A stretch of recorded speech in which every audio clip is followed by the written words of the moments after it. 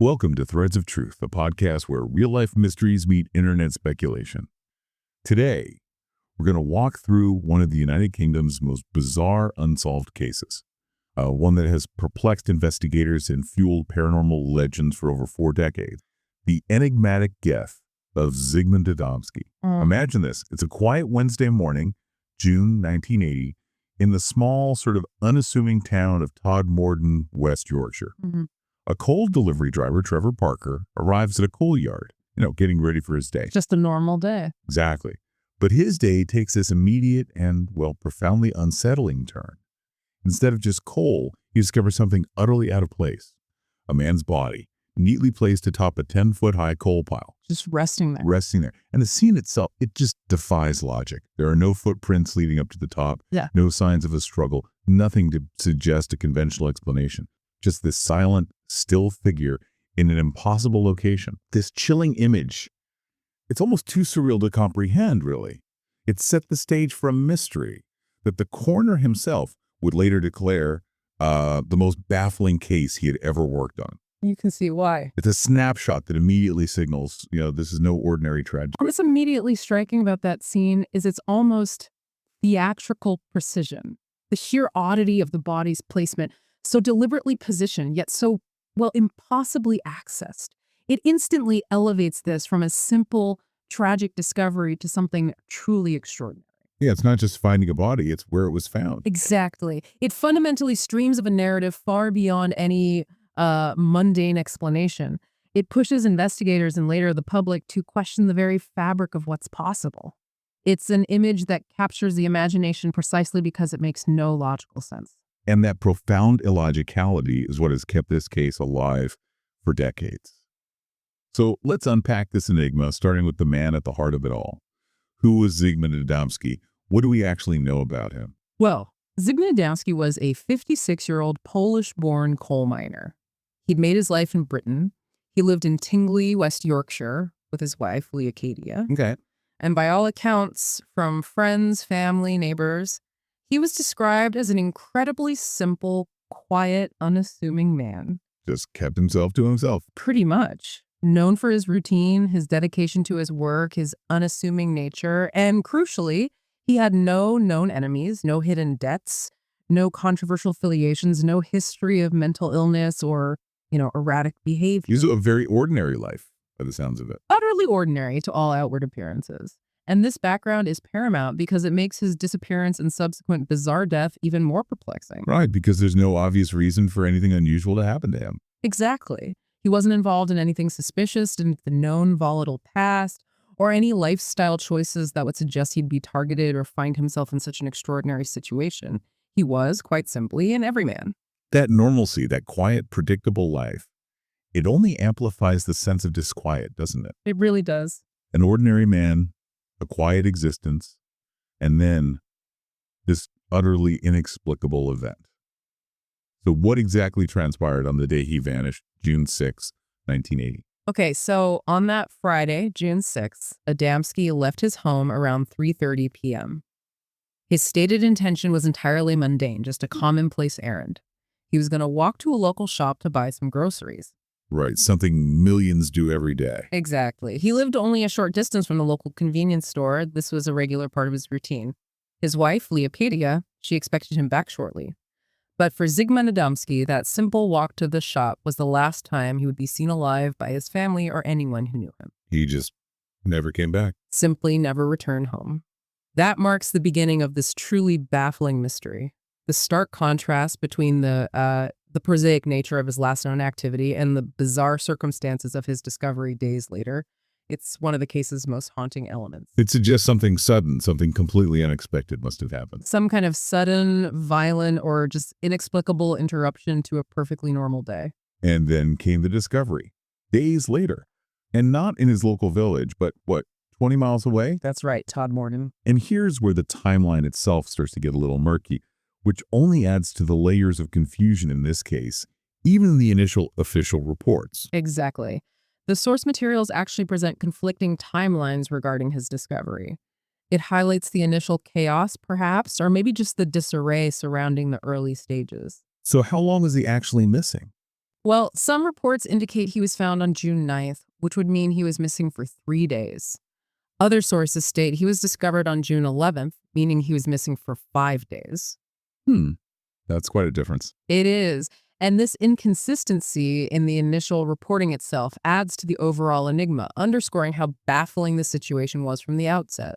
Regardless of whether it was 3 or 5 days, it was a significant period of time for a man to be missing without a trace, only to be found in such an impossible location. And the person who found him was, as we mentioned, Trevor Parker, a coal delivery driver. But the location, that's really the core of the immediate mystery, isn't it? Atop a 10-foot-high coal pile at a coal yard in Todmorden, 10 feet high. and about 20 miles away from his home in Tingley. Yeah. The distance itself is significant, raises questions about how he even got there, but the specific, elevated, and seemingly inaccessible location is just, well, incredible. It truly is. The fact that he was found 20 miles from his home on top of a 10-foot-high pile of coal, it's not something that happens accidentally. No. Nor is it easily achieved by human means without assistance or, heavy equipment. You couldn't just climb up there without leaving a trace. Precisely. A coal pile is unstable. Climbing it would leave clear footprints, dislodged coal.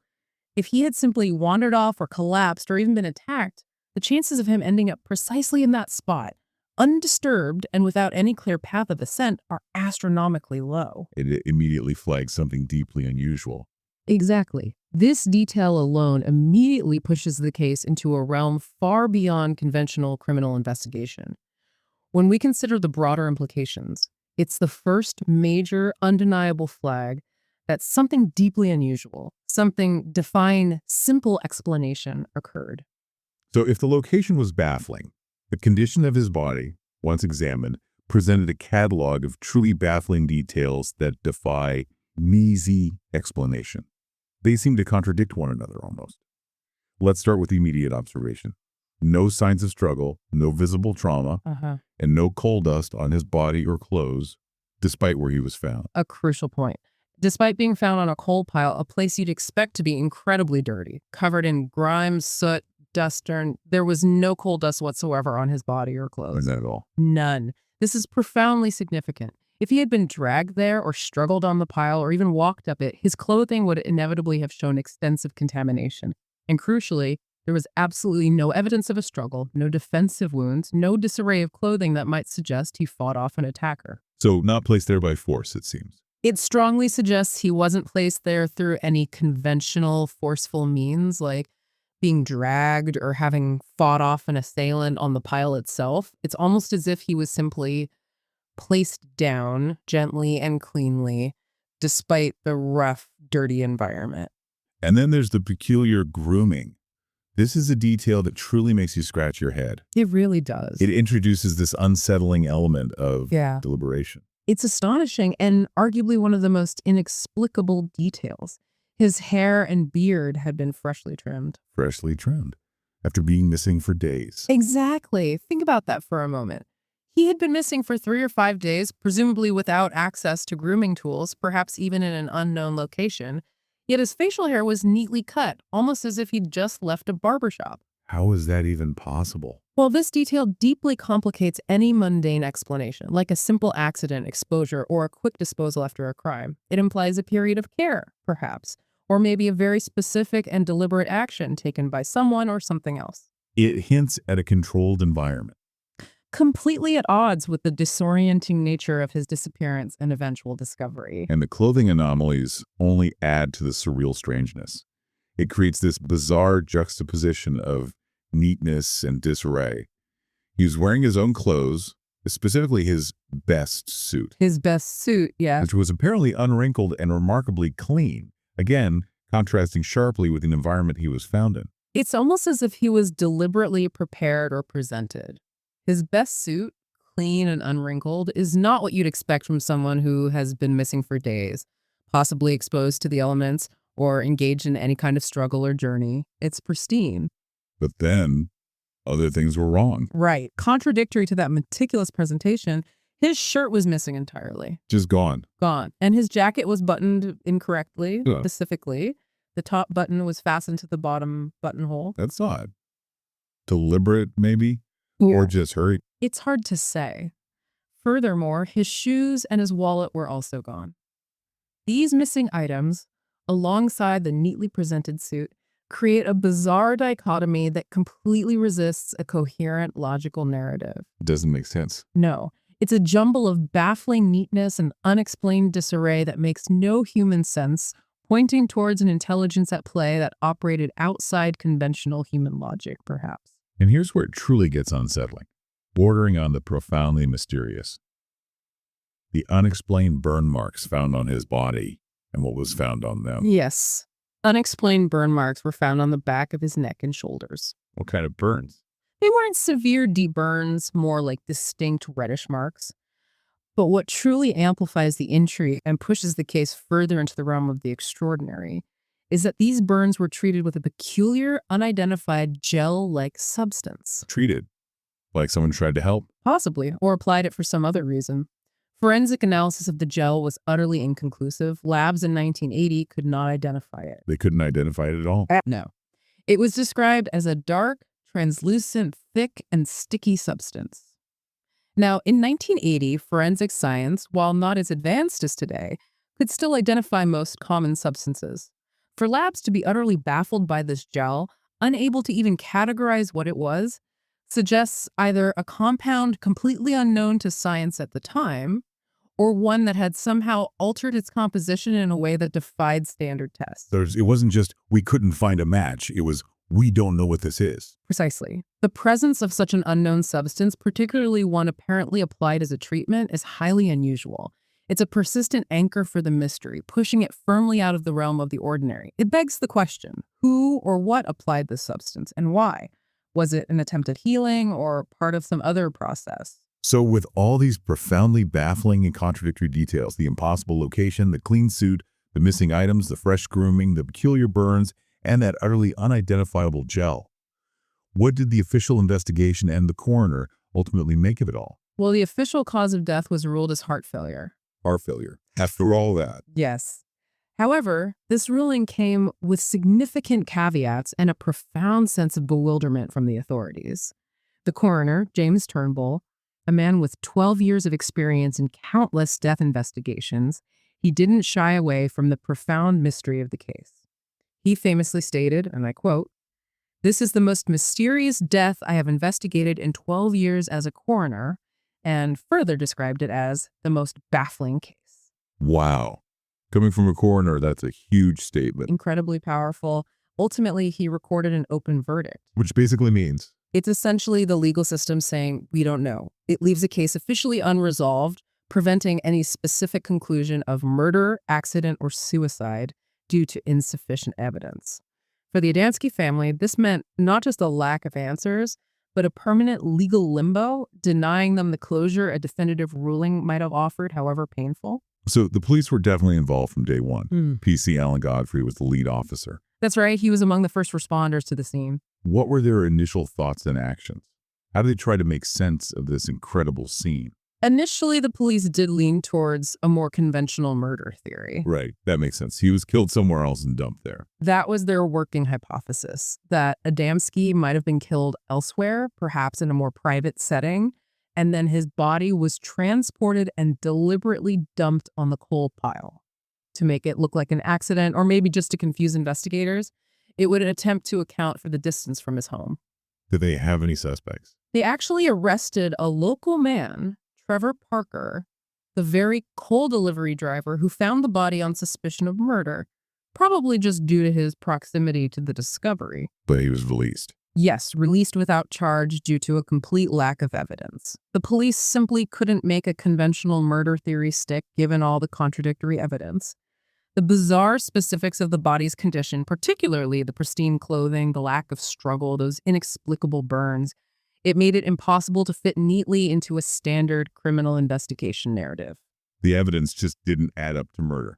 Not a typical one, no. The evidence on the ground simply did not support a typical murder scenario, leaving them at a dead end. Okay, now we move into the truly extraordinary, almost unbelievable part of this story. The element that inextricably links the Zigmund Adamski case with some of the most outlandish theories. Because just 6 months after investigating Adamski's death, PC Alan Godfrey, the lead officer on the case, had his own highly publicized, bizarre encounter.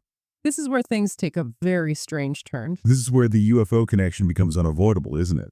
And the case shifts from a local enigma to an international phenomenon. This is absolutely where the threads of truth truly diverge into the realms of the unexplained, and the Adamski case becomes ingrained in paranormal lore.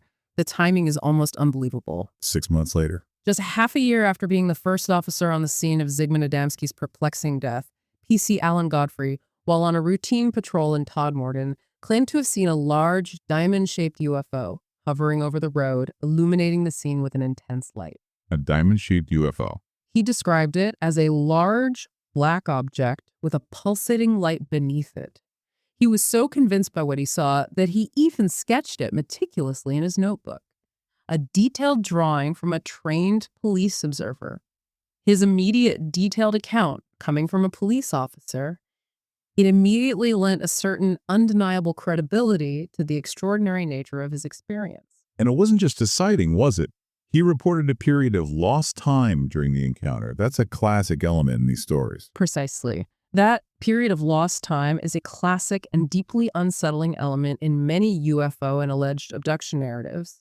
Godfrey reported that he was driving one moment and then suddenly he found himself a significant distance down the road from where he initially saw the object, with no memory of how he got there or what happened in between. He blanked out. Essentially. Later, under hypnosis, a process often used in such cases to try and retrieve suppressed memories, he recalled being abducted by aliens taken inside the craft and even undergoing some form of examination. Now, whether you subscribe to the belief in alien abduction or not, the direct, profound link between the lead investigator of this baffling death and a personal, highly publicized UFO sighting just months later irrevocably intertwined the Adamski case with extraterrestrial theories. You just can't separate them now. It blurred the lines between a serious criminal investigation and a paranormal mystery so completely that it's nearly impossible to discuss one without immediately recalling the other. This single extraordinary event, Godfrey's personal experience, transformed what might have remained a regional oddity into an international sensation, forever linking Zigmund Adamski to ufology in the public consciousness. So, given all these utterly strange and contradictory details, the impossible location, the trimmed hair, the pristine suit, the missing items, those burns and the weird gel, and then the lead investigator's personal UFO encounter, it's hardly surprising that this case has become a magnet for theories, particularly online, in early internet forums and later in true crime and paranormal discussion groups. It's a classic example of how unsolved mysteries invite widespread, sometimes wild, speculation. Absolutely.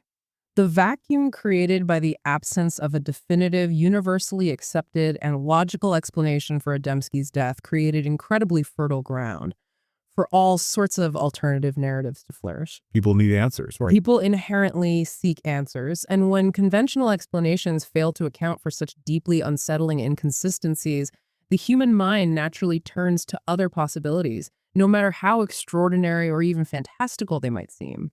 It's an innate human drive to try and make sense of the inexplicable, to impose order on chaos, even if that order comes from highly speculative sources. This case, with its abundance of unexplainable facts, almost demanded that theories step in to fill the void. And the most popular, or at least the most widely discussed and sensationalized theory, especially given P.C. Godfrey's experience, is undoubtedly the alien abduction theory. That's certainly the one that captures the most public imagination. Yeah. This theory is heavily fueled by the incredibly strange physical details we just discussed. The unidentified gel, the distinct burns, the fresh grooming on a man missing for days, the complete absence of struggle or coal dust where he was found. And Adamski's own missing time, presumably.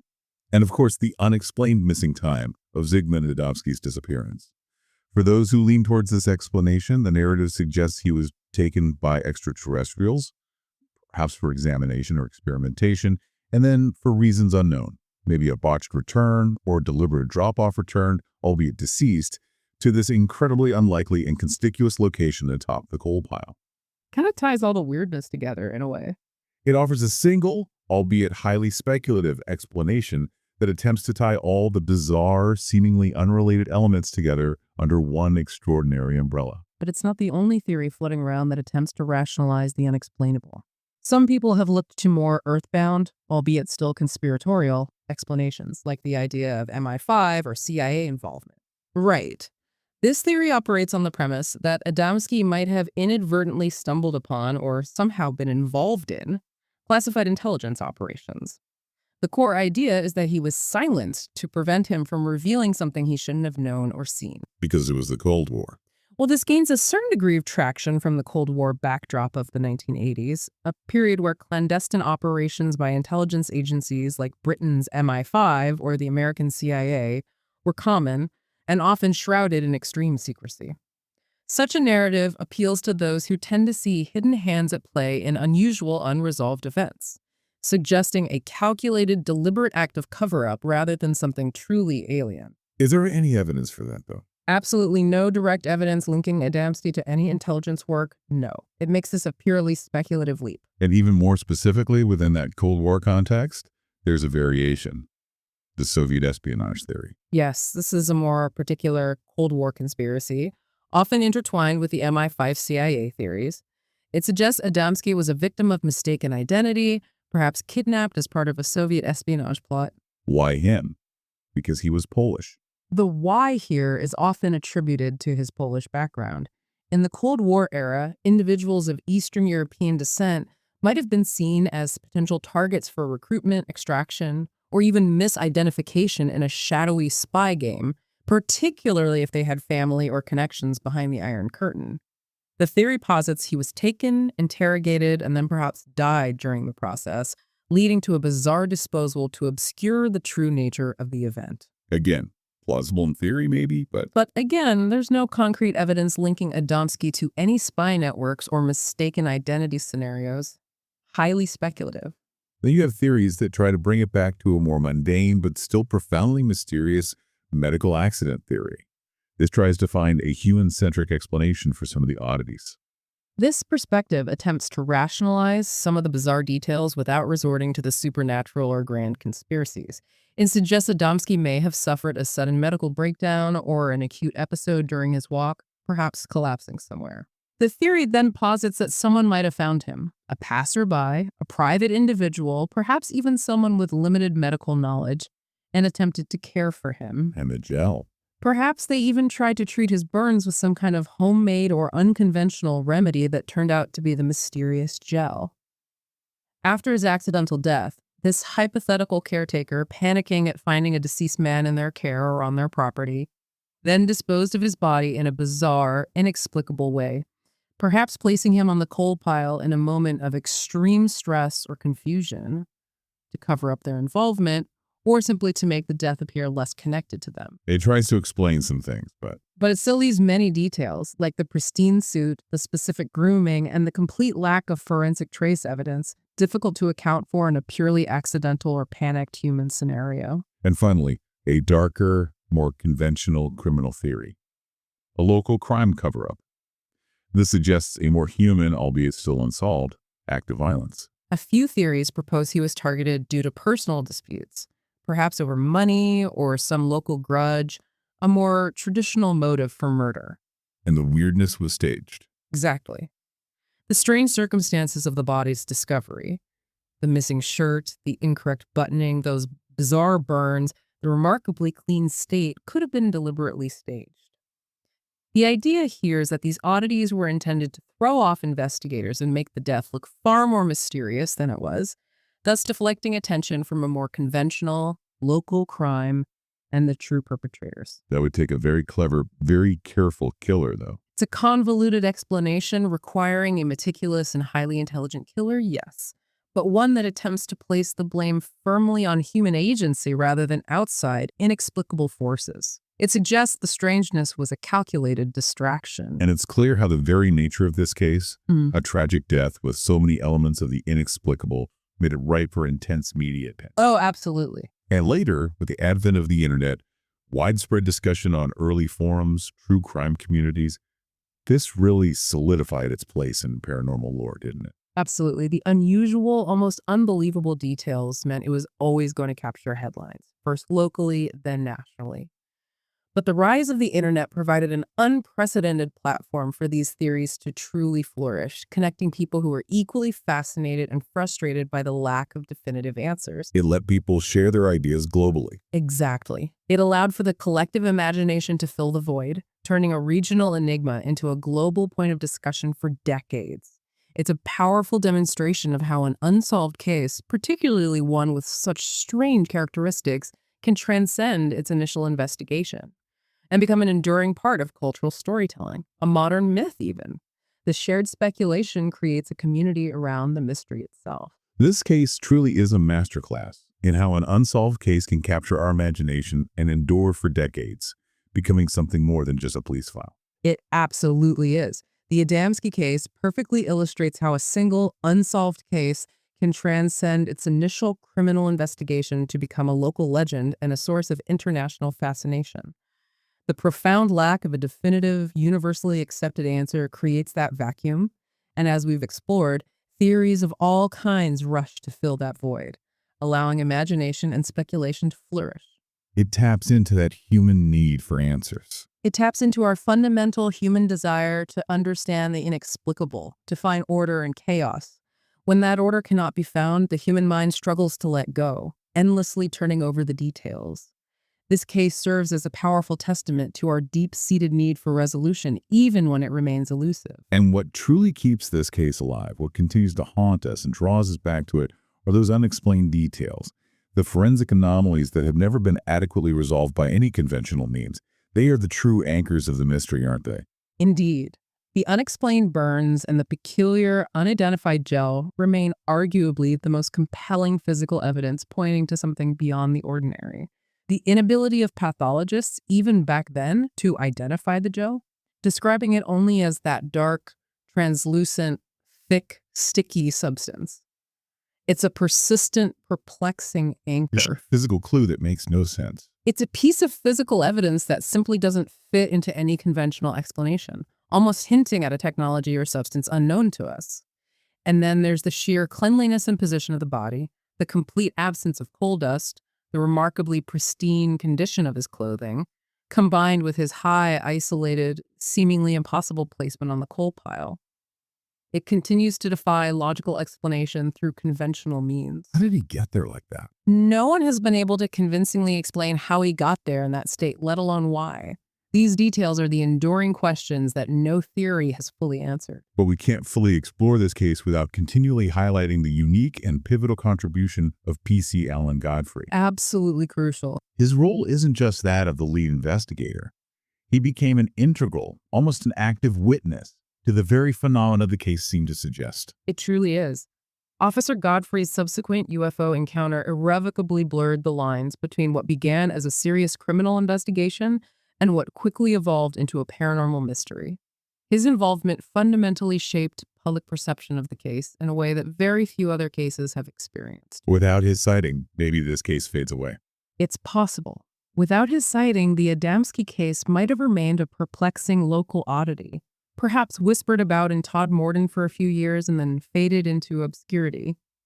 But his intensely personal and highly publicized experience transformed it into an international sensation, forever linking Zigmund Adamski to ufology, regardless of whether that link is factual, coincidental, or purely symbolic. His story became part of the Adamski story. Inseparable. His personal story became an inseparable, almost mythical part of the Adamski enigma, elevating it from mere true crime to a profound question about the unknown. So when we look at the conflicting threads of information, the multiple explanations, the sheer lack of resolution in this case, what does it truly boil down to for you as someone who has explored these details in depth? It forces you to weigh the grim, albeit still unsolved, possibility of a mundane, human-perpetrated murder against the terrifying and mind-bending prospect of an extraterrestrial encounter.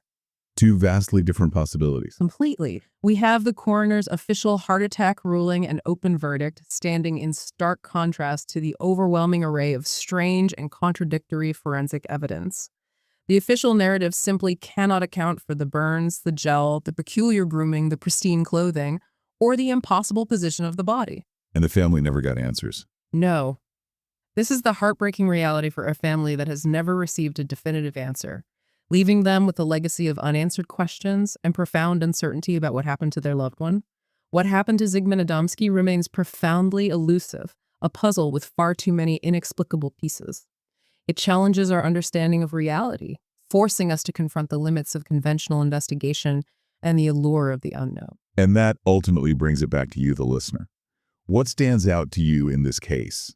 Is it the sheer impossibility of the scene, the strange forensic details that defy explanation, or the incredible coincidence, perhaps, of the lead investigator's own subsequent encounter? The Adamski enigma challenges our understanding of what's possible, forcing us to confront the limits of conventional investigation and the powerful, enduring allure of the unknown. It's a potent reminder of how some threads of reality remain tantalizingly out of reach, continuing to spark debate and wonder for decades, echoing through time. The death of Zigmund Adamski is a mystery that has haunted a community for decades. A man goes missing, his body is found in a bizarre location, and a police officer has an encounter with the unknown. It's an incredible sequence of events. The threads of understanding in this case are tangled in a web of conflicting evidence, an eerie lack of answers, and a central question that has never been answered. Was he a victim of a very human crime, or was he a victim of something not of this world? A question we still can't answer. The truth of what happened to Zigmund Adamski may be forever lost in the annals of unsolved mysteries, but his story, a powerful cautionary tale about the enigmas that exist just beyond our comprehension, will never be forgotten. What do you think happened to Zigmund Adamski? Do you lean towards the UFO theory, or do you believe there's a more mundane but still unsolved explanation waiting to be discovered? Join the conversation on our social media platforms using hashtag #ThreadsOfTruth and hashtag Zigmund Adamski. Next time, we investigate the heartbreaking and perplexing case of Catrice Lee, a toddler who vanished from a British military base in Germany. Another deeply troubling case. Was it a family tragedy, military mishandling, or something more? Thank you for joining us for this exploration. Don't forget to like, subscribe, and leave a review for Threads of Truth wherever you listen. Your support helps us continue to shed light on these unsolved cases and search for the truth, one thread at a time.